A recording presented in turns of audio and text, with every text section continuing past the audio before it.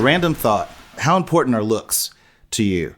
And I'm asking this because there's a story, I think out of Copenhagen, I think sort of this young lady lives, and she is 31 and, has unibrow mustache, but because of the social norms of how, people expect women to look, she's got really frustrated with it and decided, you know what, I'm going to stop, plucking my eyebrows and stop shaving my mustache. And so now she's getting some looks for the wrong reasons. But then also she said that it's helped weed out guys, that, she doesn't want to date a guy that's only so focused on looks. And so when I read that, that's what I wonder, like, how important are looks to you? If you remember way back when, decades ago, when you were single, I know it's been a long time, so you might not remember, but how important do you think looks are in dating? First of all, if she doesn't have any money for razors anymore, just say that. Don't come up with this cockamamie bullshit, okay? I don't want guys, checking me out for my unbelievable beauty. You look all right. You ain't all that. All right? She's okay. Don't get it twisted. But how important it looks? I mean, let's be honest. We always like to say, "Oh, looks aren't everything." They aren't. But they're still important, right? And they're important for a number of different reasons. And we all know that because you got to be attracted to the person you're with. And sometimes you'll see somebody or meet somebody that you're not initially attracted to, and then certain things about them just make you attracted to them, which is how ugly men like you and I end up with beautiful women, right? It's our wonderful personalities. But the other thing is that at the same time, you'll meet some beautiful women or women. You've come across some attractive men. And then you had a conversation, but it's like talking to a door. So, I mean, looks are important. Are they everything? No. But this woman using this as an excuse to get her unibrow on, her Anthony Davis on, and also to grow out her mustache, which I'm very jealous, okay? Because hers came in pretty thick, long strands of hair that it took me years, decades to finally get, okay? So I'm very jealous, first of all. But two, she's attracting men. And it's not because of her conversation. It's because that's what they're attracted to. And the question becomes, what happens when she decides to give one of them a chance? He goes, "Hey, where's the penis?"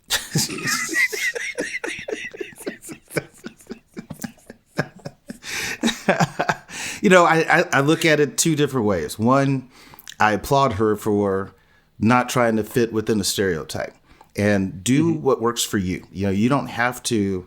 I think there's a lot of pressure on women to look a certain way all the time. And honestly, I think that pressure is more from other women than it is from men. Right. I've never looked at someone, I'm not interested because your fingernail game isn't right, or you don't have this, or you're not wearing this type of outfit. If it's all chipped up and stuff now, that may be a problem. I mean, it's like if it looked like you were digging in the backyard. Right, but I'm just saying, I've never, not been interested, but I think that's more pressure that other women put on other women. But I applaud her for taking that stance. And to each their own. There are men out there who might like a woman with the unibrow and with the mustache. Great, so go after that target audience. For me, though, looks are, yes, I got to be attracted to you. And to your point, there has to be some good conversation game, and you got to be smart and all these other things. But I look at effort, right? And so I look at effort as a sense that you care about how you present yourself. If you think about it, you are your own brand. So when you leave the house, how do you present yourself? And if you choose to live a life where you look like you don't give two fucks about how you look, I'm not interested, because then I just wonder, like, what's your house like? Are you clean? Is your car like? There's certain people who just don't care. And I feel like when you have that I don't care attitude about your looks, that spills over into other aspects of your life. And so, and I could be wrong. I wouldn't know. I wouldn't get a chance to get to know the person because I'd see this look and I wouldn't be interested. So kudos to her for going against the social norms. But be honest, on the other side of the spectrum, for those who care too much, you're probably not going to be attracted to that either. No. They put on, pounds and pounds of makeup. You can see the different layers because, you're one race in your face and another on your neck.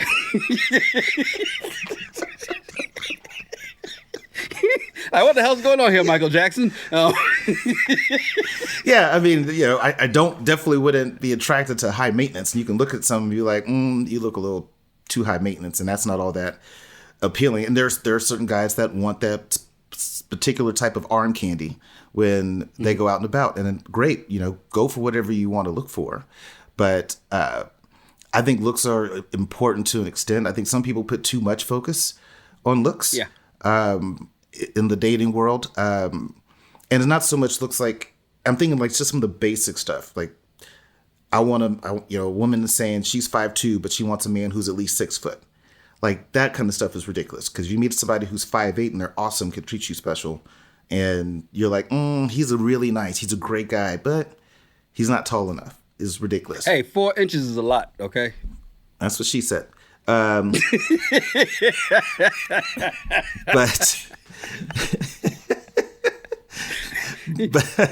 I think some people put too much in that. You got guys that put too much emphasis on, breast size, butt, hair, complexion. I only date red bones. Yeah, Shut up. Complexion. Now, I'm in that category because there's video footage of me talking about I don't like girls with hair as long as mine. Mm-hmm. I have an issue. I'm not attracted to it. That's not a that's not a complexion issue. That's just a preference if I don't want us to go to the same barbershop. You know what I mean? Yeah. Is it okay if she goes to another one? Yeah. We're going to get couples massages and couples fades. Hey, think of the money you've saved, though, man. I mean, but if I go every Saturday, is she going to go every Saturday? Yeah, she might go twice a week. Make 12:30 appointment, and then tell the barber, yeah, can you go ahead and take care of my goatee, and can you get hers too? Oh my God! Hey, welcome to the show. I'm Yanni Rue. And I'm just Terrell. You ever been out somewhere and overheard two people having crazy conversations? Yeah, about facial hair. We are those people, and we've been having these conversations since college. Yes, it's the Regular Guys Random Thoughts Podcast, episode 71. Be sure to like, subscribe, and leave a comment.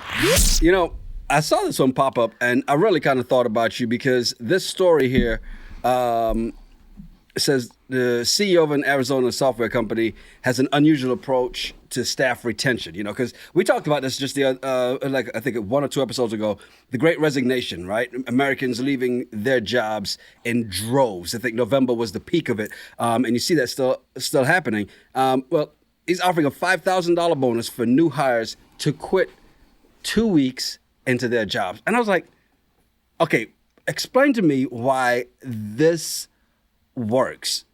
So you're going to hire me and then offer me $5,000 to quit in 2 weeks. Mm-hmm. To me, I was like, okay, what sense does this make? And as a hiring manager and someone who does hiring I've hired people, but I don't do it for a living, right? You do. What sense does this make? Make it make sense for me. Sure. And this isn't a new concept. Zappos did the same thing.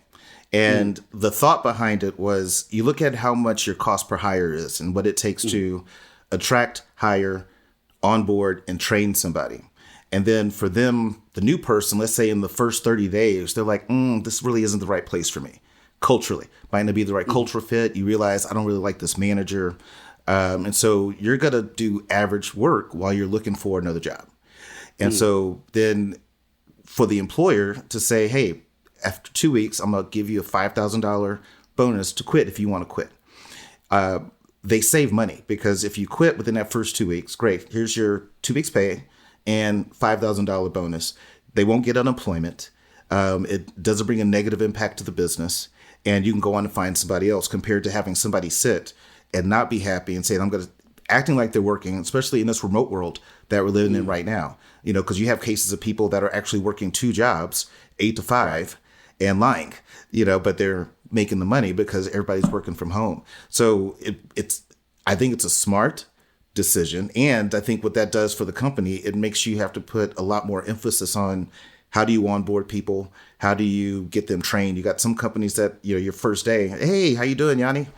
I guess you can sit over here. Do you have a laptop yet? No? Okay. I'll get with IT. So just kind of sit and hang out. Read this handbook. And there's no real onboarding. There's nothing to really get you engaged into the company. And so I think it's not a bad move. I get it now. If you say somebody's going to slack off on the job and then you end up firing them, then of course now that unemployment does add up after a while. So I can see where that is. But 2 weeks in, if I don't pass up on this 5,000, is as an employee, am I more likely to stick around for at least a year because I passed up on that 5,000? It's possible. I mean, I'd have to look at how they're tracking the data, right? So you might say, when do we lose a person? So do we lose people in the first 6 months? Do we lose people in the first year? Is it by year 2? And so if you realize you're losing a lot more people in that first year, I think this is a great tactic to try to get the right people that are actually going to stick. But you also got to make sure you're doing a good job of how you're going to onboard them, train them, and support them to make them really want to get engaged into the company. It's one thing about teaching them how to do the work. And ideally, you're probably hiring people that are smart and can already do the work. You just got to show them how to do the work here. But then getting them excited about company culture. And that's what helps them stick. You know, it's funny because in this day and age, people say, well, the best way to keep employees is to pay them more. It doesn't mean they're going to work better or work harder. It doesn't matter what you pay somebody. If they're not motivated, they're gonna do what they're gonna do anyway, right? It's like somebody who, and I'm sure you've seen this a number of times. Somebody who's in a position that they don't necessarily want to be in, and they want the next position, and they feel like I deserve to be in that next position. But you're doing this job half-assed. Why do you think I'm going to give you a more important position if you don't do this one properly? Like, you gotta show me you can do this, because no matter what, you say you want that, but I give you that. And what happens when you get that? Now you want the other that. And now you want more money because you said, oh, well, I wanted this much more. Okay, you got it. And you're like, oh, I'm still being underpaid. Regardless, every employee is always going to feel like they're underpaid. Well, true. But then I would challenge that with what's going on right now in the economy with hiring is so many companies have increased their wages and what they're offering to pay that person that you feel is not qualified at XYZ company to move up to that next level, another company will offer them that. And so you got people leaving to go for more money. Even they could be doing the exact same job, but company X is going to offer them $20,000 more. All they came at you for was a $5,000 raise, and you said no. Now company X is like, hey, well, our starting pay is $80,000, and you're making $60,000, so get over here. And they're going to mass exodus. They'll start heading over to the places going to offer more money. I'll be honest with you. Actually, it's funny. I had a conversation with somebody about this a little less than a year ago. I've been making this amount for this amount of time. I'm just asking for a raise. How much do I ask for? I said, don't ask for exactly what you want. Ask for more than that, first of all. Because whatever you ask for, they're not going to just give it to you right away, right? Because if they give it to you, you're going to be like, son of a bitch, I should have asked for more. So go ahead and ask for more now, right? But the other thing is, because you've been in this position for this amount of time and you're still in this position, right? They're not going to see it as beneficial to them to increase that by 50%. You'll get that. You may even get double if you leave, right? I'm not telling you to leave, but you may get an offer from outside for more. And they may counteroffer and give you that same amount, but just you talking to them, they're not going to do that. So those folks who are getting these offers here, and you've seen this too, you're in a position. Do people see you as now as what they saw you as when you first joined the company, and that's where they keep you, or do they see the value? And is it okay to have to leave? And I think that's where people get a little nervous. I don't want to leave. No, you got to walk out of that security blanket to make the money you think you want to make. You've got to step outside of that comfort zone in order to do it, because sometimes it does take leaving to come back and make the money that you should have been making anyway. Mm-hmm. It does, and that's the gamble that I think employers take. But, I like the approach that the CEO is doing, and I'd love to see how that works out for him. And I don't know if the article, if this applies to all employees or to a certain level, of employee, but I think it's smart in some ways. So I'm curious to see what it does for them. But you're going to have a lot of people that start a job and then they realize they don't like it. I've done it. I've started a job, and when I got in, I'm like, oh crap. Like, I thought I did my research, and now I'm like, well, I got two options.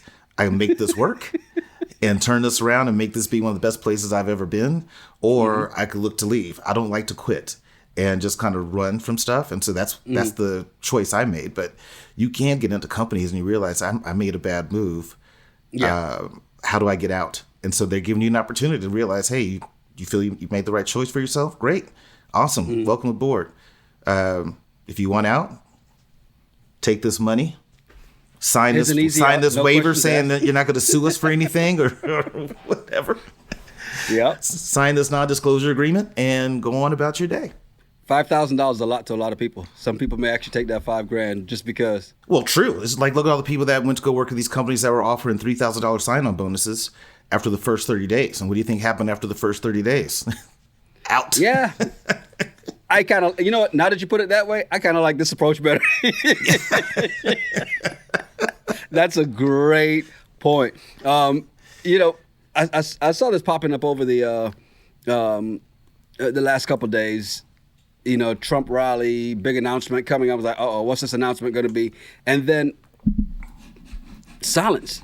And just before we jumped on and started recording, I really started looking to see, okay, well, what was the big announcement? I was getting to politics as usual. And he kind of soft launched his 2024 campaign. Or is it really? Because it doesn't really sound like he's saying yes, he's committing 100% to running in 2024. But I'm definitely not ruling it out. When he was on OAN and calling out Ron DeSantis indirectly saying, well, I've taken it. I've had the booster. Many politicians, I watched a couple of politicians be interviewed, and one of the questions was, did you get the booster? Because they had the vaccine. And they're answering it like, in other words, the answer is yes, but they don't want to say it. Because they're gutless. You got to say it. Whether you had it or not, say it. He was definitely talking about DeSantis. But in this weekend, he just kind of said, you know, all the major talking points. He didn't lose to Biden in 2020. He'll spend the next year working to elect Republicans who agree. This is not news.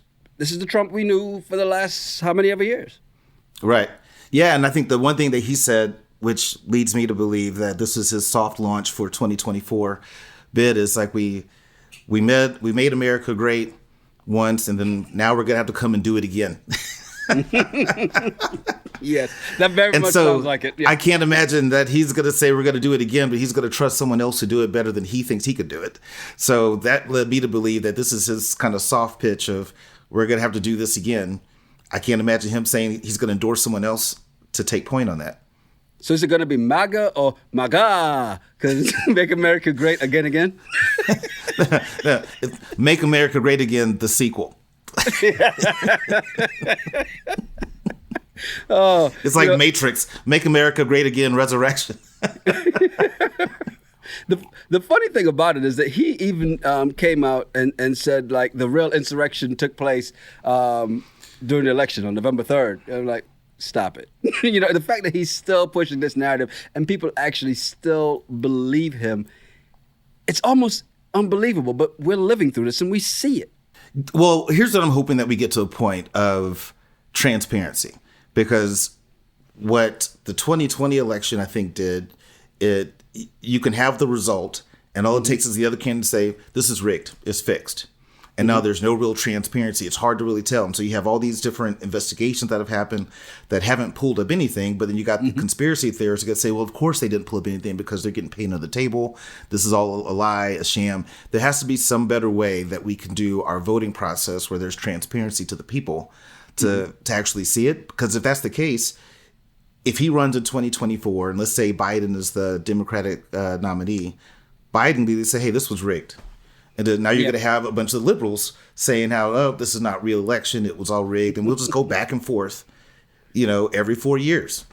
They kind of did that when Trump beat Hillary, because at the end of the day, yeah, he lost the popular vote, but the electoral college vote, he won, right? So therefore. But that's the rule. And that's the problem. It's whenever the rule doesn't suit you, you want to change it. And I understand the whole thing about packing the Supreme Court, because now there are many more people than there were back then when this was put in place. But it's an interesting dynamic, because whichever side you're on, if your side is not taking advantage of the ruling doesn't favor you or benefit you, then now it's time to change it. And when the other side wants to do it, It's the same thing that Democrats have said about Trump when he said everything that he said about Obama, that he would turn around and did it was good now. It's the same thing Democrats have also done to Republicans. So it's because everyone is so left or right. Mm-hmm. And those of us in the middle are like, yeah, well, y'all are both crazy as shit. Well, and that's just all it's going to be. So it's going to be this type of mess until we get to a point where there's some type of transparency. Else, if he loses in 2024, he could lose the popular vote. He could lose the Electoral College. Mm-hmm. He'll still say it was rigged. Of course. And he set that up against Hillary because he knew he was going to lose. He had the Trump News Network actually advertising, ready to launch that. And then, because he said, the only way I lose is if it's rigged. And he fucked around and won. And he's like, well, oh shit, I got to actually go run this country. Okay, let's go. The whole thing is, I am with you. I do believe this was a soft launch of his 2024 campaign because I can't see him really endorsing DeSantis since he's already started knocking him down. He hasn't gone after your guy yet, but that's coming soon. And when he goes after Ted Cruz, I'm going to smile just a little bit. Just a little bit. I will enjoy every bit of that. And I think Ted Cruz is just going to take it because that's just the kind of coward he is. Take that. Yeah, it's the kind of coward he is. So, when things get too hot in the kitchen, he runs. And when things get too cold in Texas, he runs. So, so he's just a runner. Yeah, so he's a runner. He's a track star. He's just a runner, but he's not going to go against. I don't think he is going to go up against Trump because he doesn't want to lose Trump's base. Look at how that conversation he had with Tucker Carlson, and Tucker Carlson brought him on the show to make him backtrack what he said about January 6th. He had to do that so he can still keep the Trump supporters that vote for him. And so I can't see him going against Trump. But if it does happen, I'll have my popcorn and watch all the negative things that Trump is going to say about Ted Cruz. I'm sure he'll bring up Cancun at some point because no one's letting that go. And I'm hoping that the Texas listeners that we have also keep that in mind. And when we get ready to go vote for Senate, vote him out. And if he still makes it into Senate and tries to run for president, we definitely don't want that to happen. I will say, well, actually, I will ask. If they both end up running for the Republican nomination, right? And, Trump is good for his merch. And he comes out with a Lion Ted shirt. Are you going to buy it?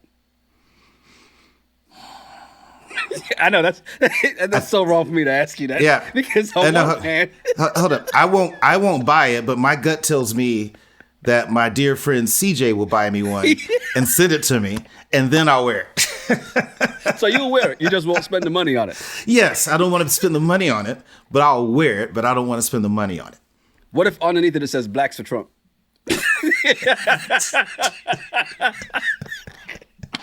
Will you still wear it then? No, I'll just cut that part off. I'll be like Ezekiel Elliott, just with the little half shirt. Oh, Jesus, please don't. Oh, my God. The bad thing is, I agree with you. I think if Trump decides to run, Ted Cruz is going to have to run anyway, just because he's going to want to get his name out there more and make sure he's ready for the next time. But again, if he doesn't win the Senate race, then he has less of a real chance of even making an impact in the Republican race, right?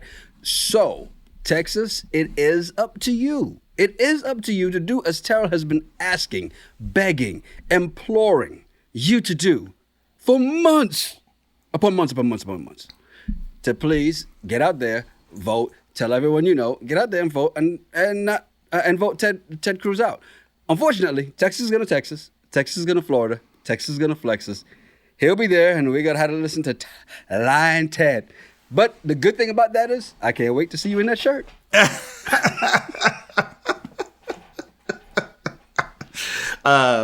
Speaking of bullshit, like Ted Cruz.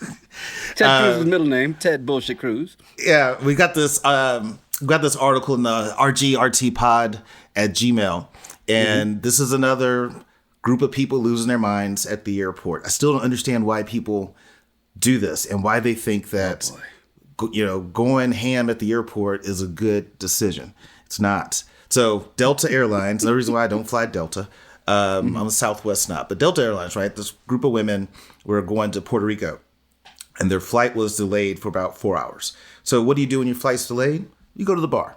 And so allegedly they had 9 drinks. Don't say what kind of drinks. Were they doing shots or whatever? And I'm thinking, doesn't matter. It was 9. but 9 drinks in a 4-hour period. I mean, I could pull that off and be fine. But you think? I'm a professional. So they try to go get on when the plane's going board. They try to get on, and they are just obviously hammered. One woman could hardly even stand up.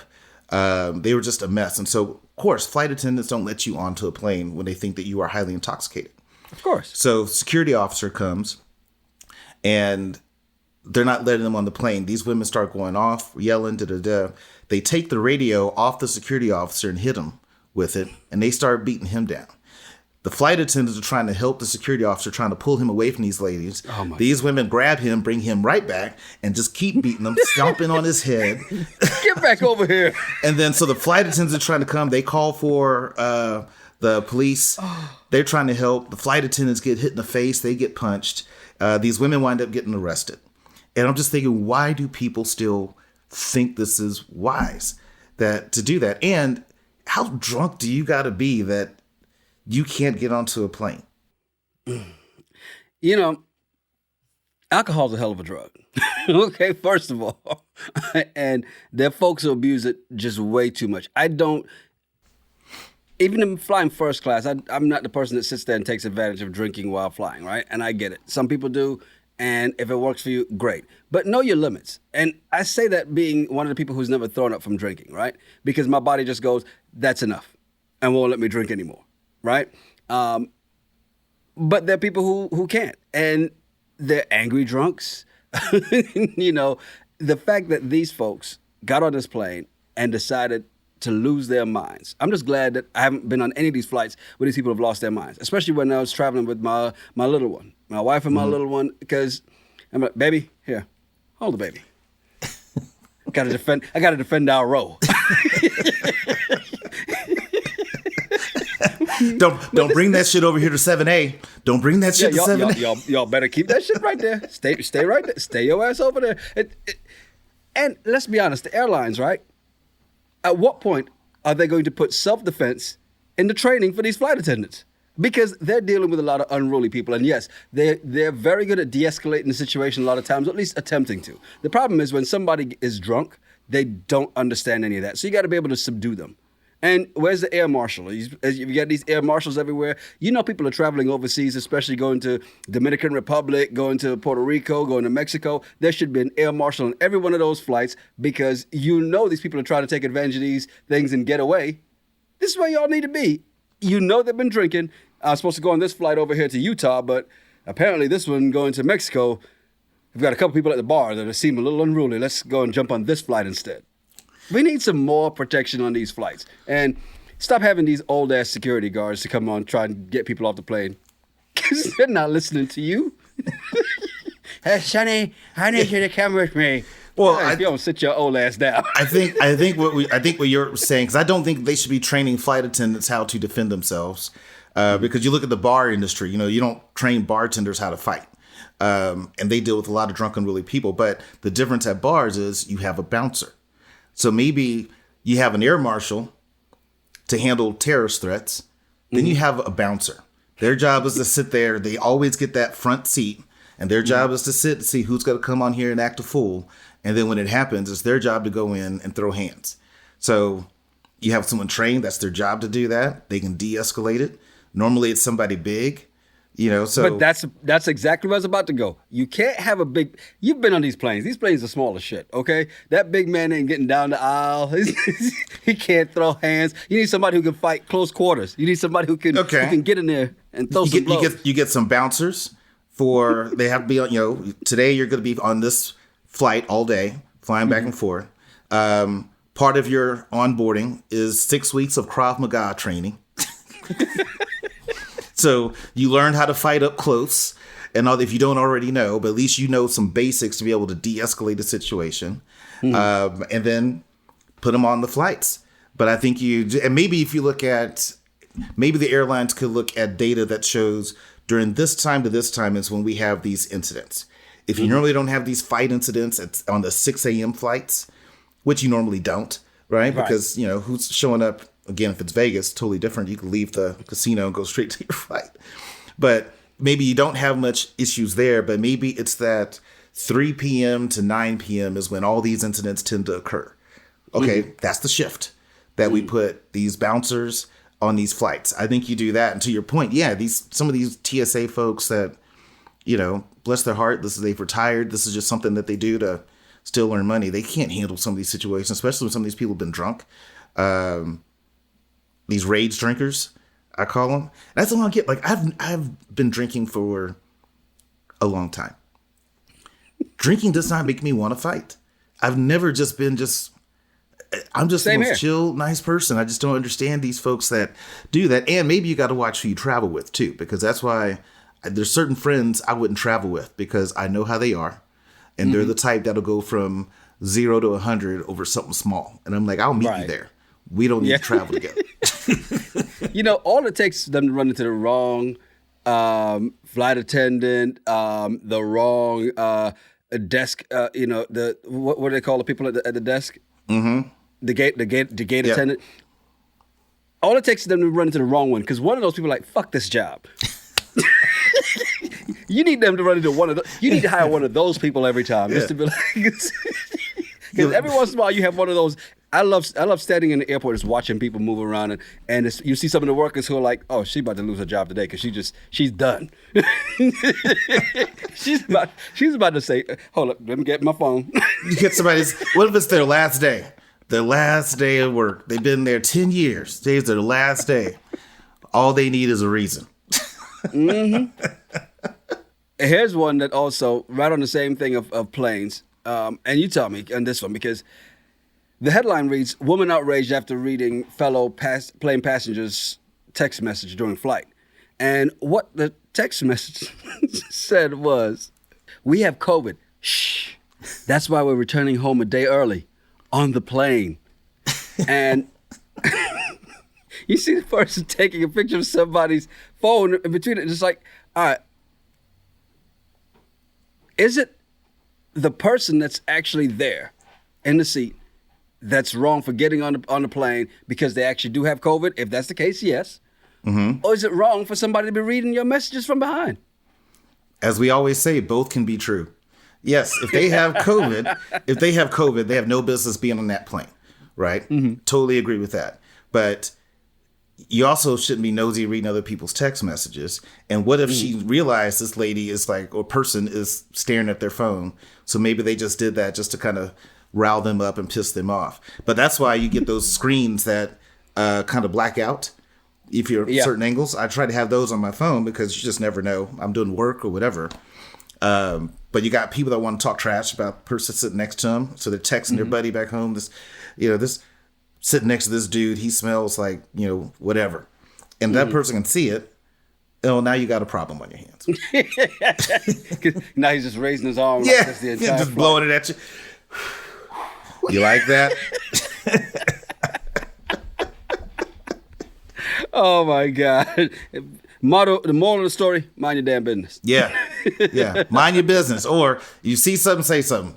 Bring it up to a flight attendant if you want to, but then you're still going to wind up looking like the ass. Don't forget, we do have our regular episodes on Mondays. The audio episodes drop on Mondays. Videos drop on Tuesday. And of course, Wednesdays, we're back to it again. Married at First Sight recaps season 14, Boston. We finally wrapping up the weddings this week.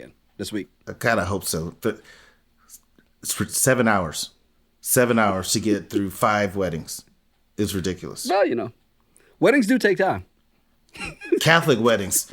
5 Catholic weddings don't take 7 hours. Touche. Hey, I'm Yanni Rude. And I'm Just Terrell. Make sure you follow us at Yanni Rude, at Just Terrell, and at RGRT Pod. Yes, send us some of your random thoughts and some of your bullshit. We'll talk about it on the show. It's the Regular Guys Random Thoughts Podcast. Cheers. Cheers. No, look, cheers. I see it. I know what you did. One of us went to the playoffs.